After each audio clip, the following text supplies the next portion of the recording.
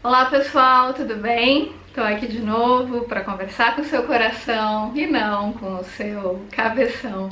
Se você sente afinidade com a minha energia, então esse vídeo é para você.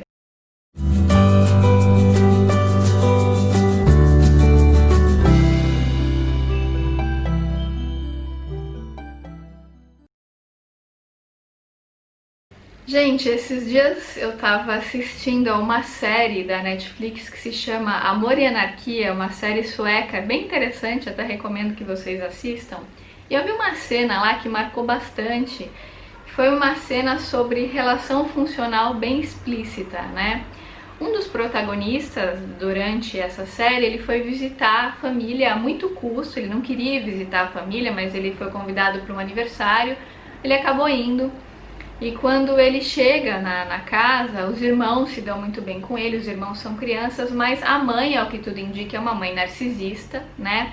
Ela o desqualifica o tempo todo, só vê defeitos, o trata como incapaz, um incompetente, né? Tudo que ele fala, ela desmerece, ela banaliza os sentimentos dele. E aí, num dado momento que eles estão sozinhos, ela fala assim: eu não queria que você tivesse vindo, porque você não faz nada direito, você isso, você aquilo. Ele fala: mãe, se você não queria que eu tivesse vindo, por que você me chamou? Aí a mãe fala assim: eu chamei porque eu tinha que te chamar, você é meu filho, o que as pessoas iriam pensar? Elas iriam perguntar de você. Nunca vi numa série, nem num filme, uma cena tão explícita de relação funcional, na qual o outro é usado para cumprir um papel social, e a mãe deixa isso muito claro, sem meias palavras, né, sem adereços. Eu aprendi esse termo relações funcionais com o Ali Cravo, ele tem vários vídeos sobre isso, recomendo que vocês assistam. Mas basicamente, gente, a relação funcional é aquela relação na qual você cumpre uma função na vida do outro, ou seja, você não é visto como um indivíduo que sente, que tem valores próprios. Você é visto como alguém que tem que estar num determinado ambiente para cumprir um papel. E, em geral, esse papel que você vai cumprir é para que a pessoa que te chamou para aquele ambiente se autoafirme através da sua presença. Eu me lembro de uma situação bem clássica de relação funcional, né, que é até uma história que eu ouvi de um amigo. Ele relatou que quando ele era adolescente, ele foi a uma festa, um evento que teve, que ele foi chamado para ir. Ele era muito amigo do pessoal e a anfitriã do evento era muito amiga dele, até então ele achava que era muito amiga. E quando ele chegou nessa festa, ele foi sem violão. E ele sempre ia para as festas com um violão, porque ele era uma das pessoas que tocava nas festas. Mas ele fazia isso por vontade própria, né? Ele não era pago para isso, é porque ele gostava de tocar. Só que dessa vez ele tinha ido sem, porque ele não estava afim de tocar violão. Ele relata que quando a anfitriã abriu a porta e viu que ele estava sem violão, a primeira frase que ela falou foi: ué, cadê seu violão? Você não sabe que você é ninguém sem o seu violão, né? Então, muitas vezes, gente, as pessoas, elas não veem quem a gente é, elas não observam empaticamente aquilo que a gente sente. Elas querem a nossa presença porque a gente cumpre uma função. Às vezes a gente tem uma energia muito boa, a gente pode ser, por exemplo, uma pessoa pode ser muito alegre, muito bem-humorada, muito divertida, e às vezes você quer a presença dessa pessoa no ambiente para poder sugar a energia dela, né? Não é para trocar, não tem uma reciprocidade, não existe uma troca generosa, existe algum tipo de uso naquele vínculo. Nas relações com pessoas de transtorno de personalidade narcisista, e para quem não sabe o que é isso, tem vários vídeos aqui no canal sobre esse tema. Nessas relações, a gente é visto pela pessoa que sofre de narcisismo como um acessório. Então você não é visto como um indivíduo que tem valores próprios, que tem necessidades próprias. Porque a pessoa que sofre do transtorno de personalidade narcisista, que na verdade é um tipo de comportamento, como fala a doutora Ana Beatriz Barbosa, psiquiatra, é um tipo de comportamento, até onde se sabe não tem cura. Eu já vi ela falando numa live mais recente que ela acredita que se a pessoa sofre um choque de consciência, ela pode vir a mudar. Eu também acredito que sim. Ela pode se transformar, né? Eu também sou espiritualista, acredito que se a pessoa não se transformar nessa vida, ela pode se transformar em outras vidas, sempre. porque a gente não pode fugir da nossa essência ao longo de todas as existências. Em algum momento, mais cedo ou mais tarde, a gente vai se encontrar com a nossa verdadeira essência, muito embora nessa experiência na Terra a gente possa estar muito identificado com o ego. Mas essa sou eu, que tenho uma visão espiritualista. Do ponto de vista científico, até onde se sabe, o narcisismo ainda não tem cura. Mas enfim, independente de haver cura ou não, enquanto a pessoa não se cura, né, o narcisista não se cura, a gente que se relaciona com essas pessoas tem que aprender a delimitar o nosso espaço pessoal com percepção, com generosidade, para que a nossa autoestima não seja destruída. Uma terapeuta da linha cognitivo-comportamental que fala muito bem sobre esse assunto é a Michelle Engel, que escreveu esse livro fantástico que eu já recomendei para vocês várias vezes, Prisioneiras do Espelho. Se vocês digitarem no Google, vocês vão saber como comprar. É um guia de liberdade pessoal para filhas de mães narcisistas. E, gente, esse livro é espetacular. É um diagnóstico muito preciso, objetivo e claro sobre o transtorno de personalidade narcisista. Ele é focado em filhas e mães, né? Filhas de mães narcisistas, mas, a meu ver, serve para relacionamentos com narcisistas em geral. É um diagnóstico muito preciso. Eu até sublinhei algumas coisas. Olha só o que ela fala sobre o narcisista, né? Tudo que diz respeito da pessoa do narcisista opera em contraste com a sua baixa autoestima. Por ter um senso de identidade defeituoso, tem dificuldade de autoavaliação e de se autorregular emocionalmente. Estes déficits psicológicos e emocionais também se fazem evidentes através dos seguintes comportamentos. Tem uma visão própria e de mundo fixa que não se desenvolve com o passar do tempo e a experiência. Tem dificuldade de controlar emoções negativas de maneira eficaz e exibe estilos de comportamento extremos, como quando dominado pela raiva, insegurança ou ansiedade. É incapaz de estabelecer um laço verdadeiro com as outras pessoas, pois as vê como instrumento de seus interesses egoístas. Portanto, o narcisismo vai muito além do simbolismo associado à imagem de Narciso. Devido à sua complexidade, o narcisismo tende a ser explorado de maneira mais clara nos contextos individuais em que se manifesta, como nos relacionamentos de ordem profissional, amorosa e familiar. Ela fala assim: por ter um senso de identidade vulnerável, a sua mãe necessita permanentemente de confirmação. Esse sentimento de insegurança pessoal é fonte de grande estresse.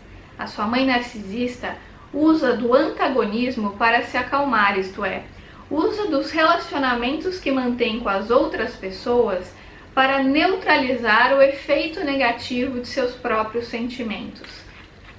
Ela fala o seguinte: por ter uma aura tão carregada de adversidade, tudo que a sua mãe comunica, seja de forma verbal ou corporal, faz você se sentir rejeitada.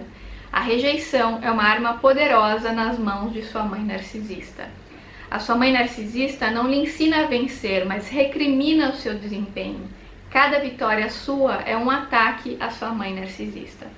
Gente, esse livro aqui inteiro, ele é um livro espetacular. Eu recomendo que vocês comprem, que vocês leiam. Tem a versão e-book, tem a versão impressa. Vale a pena ter, porque realmente é uma aula muito precisa sobre narcisismo. Eu nunca vi nada tão bem escrito, tão detalhado sobre esse comportamento. Então, se você tem uma mãe narcisista, se você convive com narcisistas, às vezes você não teve uma mãe, mas você convive com pessoas narcisistas no ambiente profissional, vale a pena você ter esse conhecimento de forma mais profunda, tá?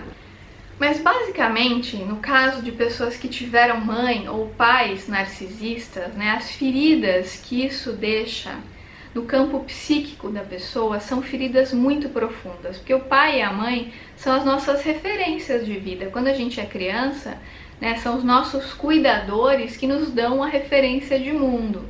A gente forma a nossa identidade primária, todo o nosso ego, nossa noção de eu é formada através dos relacionamentos com os nossos pais, através das referências que eles nos dão. Então eles são pra gente, quando a gente é criança, como se eles fossem heróis. E muitas vezes, quando a gente tem pais e mães narcisistas, né, todo aquele pilar de sustentação que a gente deveria ter para nossa autoestima para se sentir uma pessoa amada, para se sentir uma pessoa interessante, a gente não teve. Porque, por exemplo, no caso da mãe narcisista, ela vê a filha como se fosse uma extensão dela, tipo um mini-me, né? Uma pessoa que tem a cara dela, que tem características que ela tem. Então ela teve essa filha para se autoafirmar e para mostrar a filha para a sociedade como um troféu que ela fez. Então, se essa filha não se comporta exatamente da maneira como a mãe narcisista idealizou que ela deveria se comportar, essa mãe a massacra. E ela começa a difamar essa filha para as outras pessoas da família, né? Ela começa a criar intriga. Qualquer tipo de conquista que essa filha tem, às vezes na escola, tirou uma nota boa, foi elogiada pela professora, ela minimiza essas conquistas. Quando a filha tenta abrir o coração para a mãe, contar uma vulnerabilidade, um medo, a mãe desqualifica esse medo, ela invalida, ela fala: ai, que bobagem, que besteira, você é muito boba de se preocupar com isso, por isso as pessoas pisam em você. Se alguém faz mal para essa filha, a filha vem desabafar com a mãe usa essa informação contra a filha e dá razão para a pessoa que fez mal para ela, mesmo que ela não conheça essa pessoa. Ah, claro que fulano fez mal para você, você é boba, você não põe limite, você é incompetente, você é burra, então a culpa é sempre da filha. E aí essa pessoa, que muitas vezes pode ser um filho também, tá? Mas é mais comum que aconteça com filhas. Essa pessoa, ela vai crescendo com uma baixa autoestima tão grande, gente, ela vai crescendo como se ela fosse um lixo. Muitas vezes ela desenvolve até fobia social. Muitos de vocês que têm fobia social, que me escrevem relatando esse problema, muito provavelmente tiveram pais ou mães narcisistas que invalidaram vocês o tempo todo. Então, às vezes a pessoa desenvolve uma fobia social porque toda a referência que ela tem do outro é que o outro vai mordê-la, o outro vai atacá-la, o outro vai desqualificá-la. Eu tenho clientes, por exemplo, eu vejo isso muito pelo posicionamento da lua no mapa. Às vezes é uma cliente, por exemplo, que tem uma lua, às vezes uma lua com aspectos difíceis com Saturno, com Plutão. Em geral, quem tem aspecto difícil com Saturno e Plutão no mapa tem um relacionamento com o narcisista na vida, e em geral é com a mãe. E aí essa pessoa tem uma referência de feminino que é uma referência muito deturpada, né? Ela tem o registro na memória dela, na memória emocional, de que as mulheres irão atacá-las, irão desqualificá-las. E aí, por conta disso, ela acaba desenvolvendo um comportamento de medo e de defesa, principalmente com mulheres. Às vezes se torna muito competitiva na relação com as mulheres. Às vezes até se torna uma mulher narcisista, né? Se torna aquela mulher que quer ficar destruindo relações, destruindo casamentos, sabe? Se relacionando com homens casados, mas não porque ama aquele homem, mas porque quer competir com a outra mulher, quer se sentir superior. E muitas vezes esse comportamento de competição vem de uma mãe narcisista, que ensinou para ela que as mulheres têm que competir entre elas, que as mulheres têm que se autoafirmar o tempo todo. Às vezes essa filha de mãe narcisista também se torna extremamente ciumenta, porque ela fica achando que mais cedo ou mais tarde vai aparecer na vida do parceiro dela uma outra mulher tão linda e tão poderosa como a mulher que a mãe idealizou como ideal, né? Muitas vezes uma mulher que é até parecida com a mãe dela. E ela acredita que essa mulher irá usurpá-la, né, daquele parceiro. Ela acredita que aquela mulher poderosa, que tem características que ela presume que ela mesma não tem, na verdade ela tem, mas ela não enxerga essas características porque ela tem baixa autoestima. Então ela acha que aquela mulher sedutora vai vir e tirar o homem dela. E na verdade ela aprendeu esse comportamento de medo de se expressar, de medo de ser quem ela é, de medo de se arrogar das verdadeiras qualidades, porque a mãe sempre disse que ela era um lixo, que ela não valia nada, que nenhum homem ia querer ela, que ela seria traída, que ela era digna de ser desqualificada. Então essa mulher, ela já vai para a vida sentindo que ela não é merecedora de ser amada, que nenhum homem é para ela, ou nenhuma mulher se ela for homossexual. Então ela acha que ela nunca vai ser feliz porque o amor não é para ela. Então ela se coloca em relações muito destrutivas, muito indignas, muitas vezes se torna codependente de um parceiro ou de uma parceira também narcisista para comprovar a crença. que veio ali da infância, da relação destrutiva com a mãe. Quando você tem uma mãe narcisista e você não conseguiu formar a sua identidade de uma forma saudável, você vai para a vida morrendo de medo, de angústia, de culpa. Você está o tempo inteiro meio que pedindo desculpa por ter nascido. Por isso que muitas dessas pessoas desenvolvem fobia social, porque elas projetam essa mãe destrutiva no outro. Elas acham que o outro irá tratá-la da mesma forma que a mãe a tratava, ou às vezes que o pai. Então elas já ficam com medo do mundo. Às vezes vai falar com uma pessoa nova, começa a suar frio, começa a ter medo, o coração começa a palpitar, porque ela já espera o pior do outro, porque ela tem certeza que não merece ser amada, ela tem certeza que o outro vai debochar dela, vai desqualificar dela, vai achá-la uma tonta, uma burra, uma feia, uma incompetente. Então ela já está certa de que ela vai ser desqualificada, entende? Então ela já vai para as relações com muito medo, desenvolve esse medo de pessoas, porque ela teve uma autoestima muito massacrada na infância, né? Ela nunca pôde se expressar, porque todas as vezes que ela ia se expressar, que ela ia contar uma vitória, uma conquista, ela era profundamente desqualificada. Então, muitas vezes essa pessoa cresce achando que a mãe é o máximo, que a mãe é maravilhosa e que ela é um lixo. Só que é interessante, né? Isso até aconteceu com uma cliente minha recentemente. Ela tem uma mãe narcisista, só que ela não sabia. Ela sempre achou que a mãe era o máximo, linda, maravilhosa, iluminada, né? E há mais ou menos uns 2 anos ela começou a assistir aos meus vídeos e começou a assistir aos vídeos de outras pessoas e começou a estudar sobre esse tema e conseguiu identificar essas características na mãe. Aí ela foi fazer terapia, o terapeuta confirmou o diagnóstico de que a mãe era narcisista, só que no começo ela não queria acreditar, porque ela tinha uma relação tão forte de codependência dessa mãe, ela confidenciava tudo para a mãe, contava sobre os relacionamentos, e a mãe sempre dava conselhos bastante destrutivos, e ela não entendia porque os relacionamentos dela não iam para frente. O próprio trabalho dela, as pequenas conquistas que ela tinha, ela achava que ela não era merecedora. Ela era uma pessoa que sempre tinha muita culpa de tudo. Então, quando ela descobriu na terapia que a mãe tinha o temperamento narcisista, que ela tinha baixa autoestima por conta disso, foi uma revelação para ela. Mas no começo ela ficou num estado de luto tão profundo que ela ficou naquele nível da negação. Ela não queria enxergar aquilo, ela não queria ver. Ela falou, não é possível, porque minha mãe sempre foi tão incrível. Como é que pode, né? Só que depois, quando ela começou a perceber que aquilo era real e começou a desenvolver a distância saudável, né, como fala o Ali Cravo, em relação àquela mãe, ou seja, diminuiu um tanto o convívio, continuou emanando energia amorosa para aquela mãe sem raiva, mas ela aprendeu a estabelecer limites, passou a não contar toda a intimidade dela para a mãe, começou a ter uma postura um pouco mais discreta em relação à vida pessoal. Ela começou a perceber que a vida amorosa dela, que até então estava péssima, começou a fluir, porque passou a ter menos interferência tanto da opinião quanto interferência energética dessa mãe. Porque ela não percebia o quanto isso fazia mal para ela e para as relações dela. Muitas vezes ela começava um relacionamento com um cara bacana, ela contava para a mãe começava a ver defeito, começava a desqualificar o cara, falar que o cara era isso, que o cara era aquilo, sempre de forma muito sutil, porque a mãe dela é uma narcisista mais oculta, não é aquela narcisista explícita. A mãe dava um jeito de minar a felicidade da filha de forma subreptícia e a filha não percebia. E quando ela começou a ter esse entendimento da manipulação da mãe, ela passou a ter atitudes mais assertivas em relação a isso.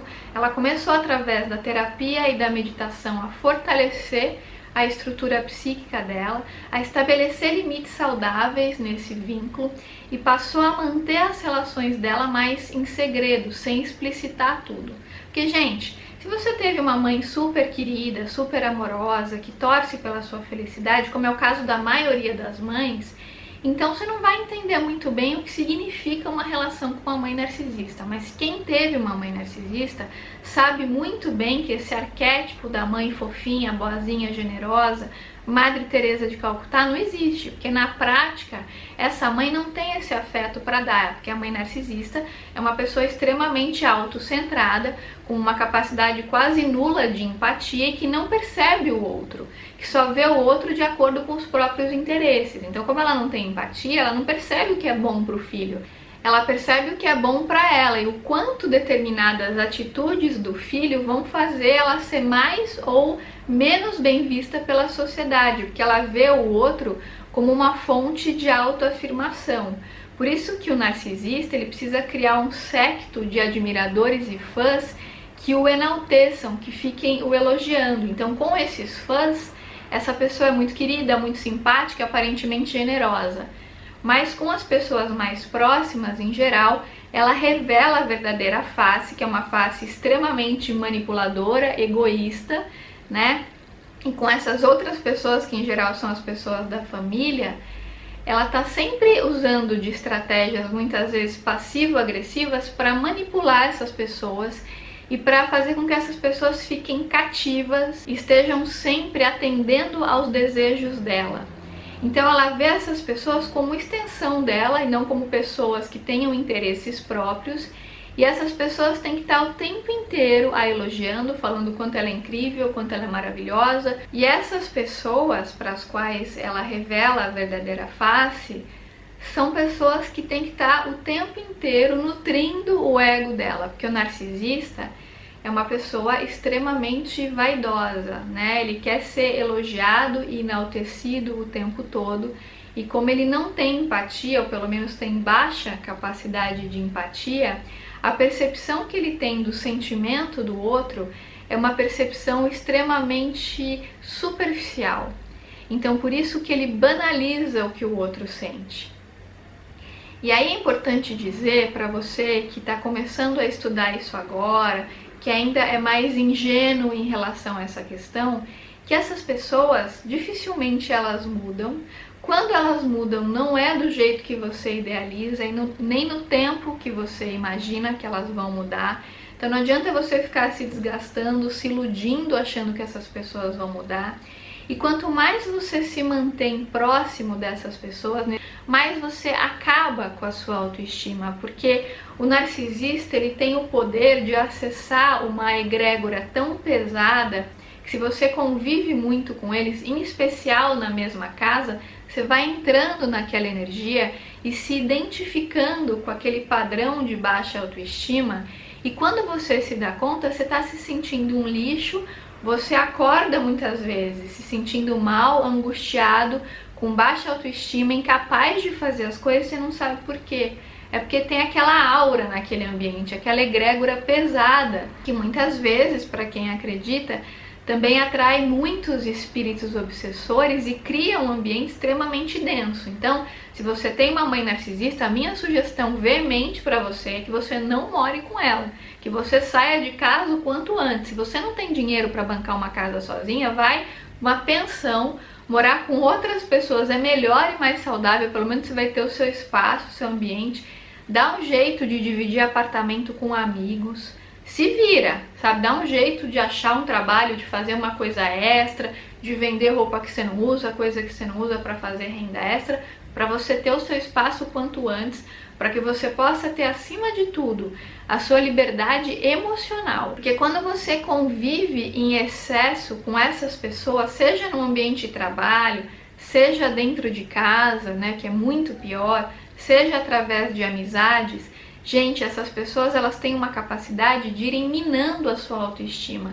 E quando você começa a se afastar delas, você vai perceber que você vai ter muita culpa, porque são pessoas que em geral têm uma passivo-agressividade muito grande, são pessoas que vão começar a se vitimizar, porque elas nunca acham que elas têm culpa de nada, elas nunca olham para si mesmas.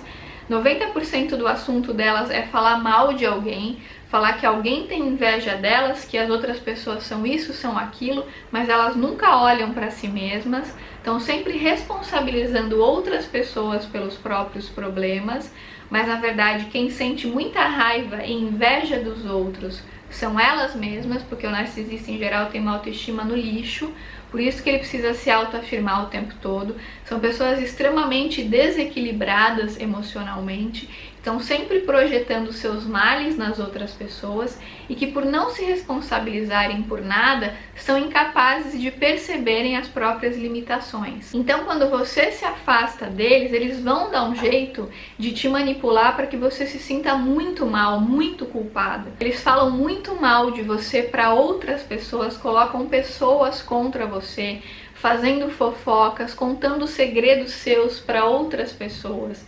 Então a sua vulnerabilidade que você mostrou para eles em algum momento, mais cedo ou mais tarde, certamente será usada contra você. Porque essas pessoas estão sempre criando estratégias mirabolantes para colocar uns contra os outros. Eles não suportam ver a vitória, o sucesso, a felicidade de outras pessoas. Ninguém pode brilhar mais do que eles. Inclusive, se você convive com algum narcisista, recomendo que você leia e estude sobre o método da pedra cinza. Tem até vídeo, aqui no YouTube sobre esse tema. Que com essas pessoas você não pode ficar contando as suas conquistas, abrindo o seu coração, contando a sua intimidade. Eu fiz até um vídeo aqui no canal antigo, muito visto, que se chama Segredinhos para lidar com pessoas manipuladoras. E nele eu dou um exemplo que muitos de vocês adoram, que é um exemplo que eu aprendi com Ali Cravo. Ele fala assim, que não adianta você ver um jacaré, por exemplo, e querer criar um vínculo saudável com um jacaré. De repente abraçar o jacaré, ou ser amoroso com o jacaré, ou então confrontar o jacaré, cuspir no jacaré, porque o jacaré vai te devorar, porque essa é a natureza dele, é isso que ele sabe fazer.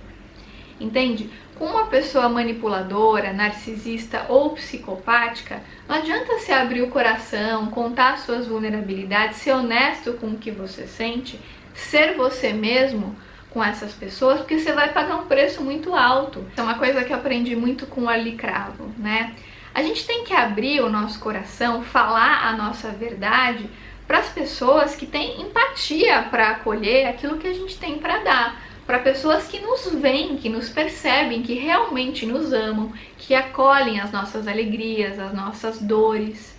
Pessoas que estão realmente nos percebendo, Não adianta a gente querer ser a gente mesmo, querer abrir o coração para quem não nos vê. Com essas pessoas, a gente tem que usar a linguagem delas, E muitas vezes, para a gente poder ter um relacionamento saudável com essas pessoas, sem se deixar invadir, tudo o que dá para a gente conversar com elas são coisas básicas, superficiais. Falar sobre o tempo, falar sobre assuntos leves, sem criar polêmica, sem confrontar. Porque tudo que essas pessoas querem é te confrontar para sugar a sua energia. Então o melhor que você deve fazer é estabelecer limites claros, conviver o mínimo possível, ter conversas sempre muito superficiais, não entrar em assuntos polêmicos. Quando elas tentarem te provocar, cutucar uma ferida, confrontar, não responde, finge que não ouviu, muda de assunto ou dá risada de si mesmo, debocha da situação, debocha de si mesmo. Dá risada, finge que você não se importou, não entra na energia, não compra aquela briga, porque tudo que essas pessoas querem é poder sugar a sua energia quando você fica com raiva. Por isso que o convívio com essas pessoas acaba sendo um cultivo à rejeição. Porque quanto mais você está perto desse ambiente extremamente tóxico, mais você vai confirmando a crença para si mesmo de que você é um lixo, de que você merece ser rejeitado, de que você não merece ser amado, de que o amor não é para você. Porque essas pessoas estão o tempo todo, de forma direta ou indireta, insuflando esse sentimento em você. Como são pessoas que, em geral, têm um excelente poder de persuasão, de manipulação, elas também têm um lado sedutor. Elas sabem te elogiar em muitos momentos para pegar você pelo ego, para criar uma empatia falsa, que aí você se abre com elas. E quando você se abre, elas dão um bote. E aí depois, o segundo passo é começar a te desqualificar, a fazer você se sentir um lixo, entende? Eu sei, gente, quando a gente está numa relação de codependência, é muito difícil a gente acordar para isso. Às vezes a gente acha que nunca vai conseguir se libertar daquilo, tamanha a nossa dependência, tamanha a nossa baixa autoestima.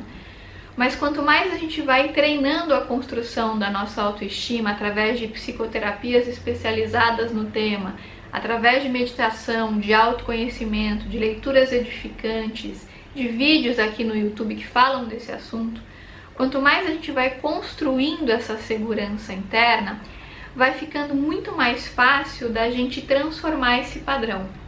Então, por exemplo, se você é alguém que tem fobia social, né, que você tem muito medo de pessoas, começa a treinar o movimento contrário para você perceber que você é capaz. Quando você está num ambiente na rua, você pode estar num supermercado, por exemplo, treina uma conversa com a caixa de supermercado, elogia a unha dela, elogia o cabelo, faz algum comentário qualquer só para iniciar um papo, sabe? Você pode treinar a pergunta a hora para as pessoas na rua, por exemplo. Se você está num ponto de ônibus, puxa uma conversa com a pessoa que está do seu lado.